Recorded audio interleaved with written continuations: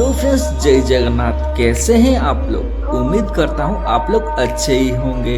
दोस्तों, आज के इस वीडियो पे हम ओडिशा के राजधानी भुवनेश्वर पे स्थित श्री राम मंदिर के बारे में जानेंगे।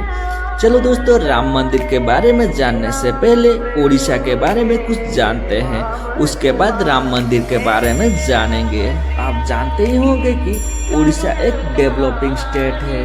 डेवलपिंग स्टेट कहने का कारण ये है कि ओडिशा पे बहुत ही सारा बाढ़ आया है, जैसे कि 1999 पे महावात्या, उसके बाद फाइलिंग, इससे बहुत ही सारा बाढ़ आया है। लेकिन ये स्टेट ऐसे सख्त लोहे के तरह खड़ा होकर रहा है और आगे बढ़ रहा है।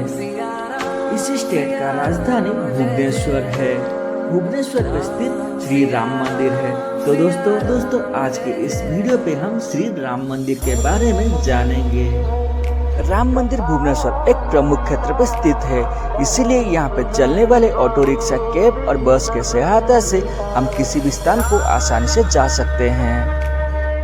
राम मंदिर भारत के मंदिर के शहर भुवनेश्वर के सबसे प्रसिद्ध मंदिरों में से एक है। इसी मंदिर पे प्रभु राम, उनके पत्नी सीता माता और भाई लक्ष्मण जी के सुंदर प्रतिमा को पूजा की जाती है। ये तीर्थ स्थल एक आधुनिक संरचना है।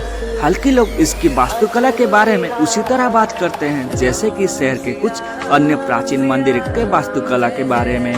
इसी मंदिर का एक महत्वपूर्ण पहलू इसके बड़े शिखर है, जो कि शहर के विभिन्न स्थान से भी दिखाई देता है। प्रतिदिन सैकड़ों भक्त मंदिर पे आते हैं और रामनवमी और दशहरा जैसे विभिन्न अवसर पर यह संख्या कई गुना बढ़ जाती है। यहाँ पे कई सारे फूल विक्रेता जैसे फूल बेचना यहाँ पे देखा जा सकता है। इसी जगह के हलचल भरे माहौल का अनुभव इसके प्रवेश द्वार से ही किया जा सकता है। मंदिर का निर्माण एक निजी ट्रस्ट के द्वारा किया गया है, जो कि अभी भी इसके देखभाल करता है। मुख्य देवता के अलावा मंदिर पे अन्य हिंदू देवा देवियों का भी प्रतिमा है, जैसे कि भगवान शिव, भगवान हनुमान और भगवान गणेश जी के भी मंदिर स्थित है।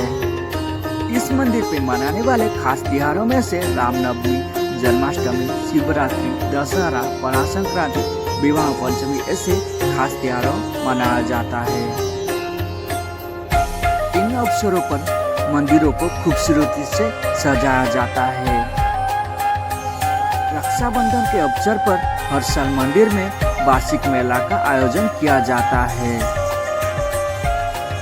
यह उत्सव और भी खास हो जाता है क्योंकि श्रद्धालु इसका हिस्सा बनने के लिए मंदिर में उमड़ते हैं। मंदिर के अंदरूनी हिस्सा को खूबसूरती में सजा गया है, जबकि बाहर की हिस्सा को भगवा रंग दिया गया है, जो कि सनातन धर्म की आध्यात्मिक को दर्शाता है।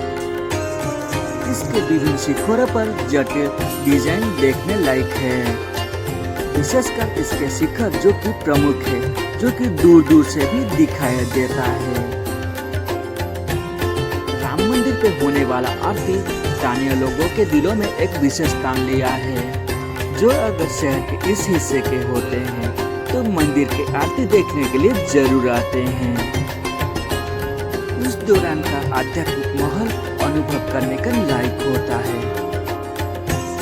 मंदिर में शांतिपूर्ण समय बिताने के अलावा पर्यटक परिसर के अंदर पे स्थित बगीचा में आराम कर सकते हैं और मंदिर का स्थापत्य सुंदरता को आनंद ले सकते हैं।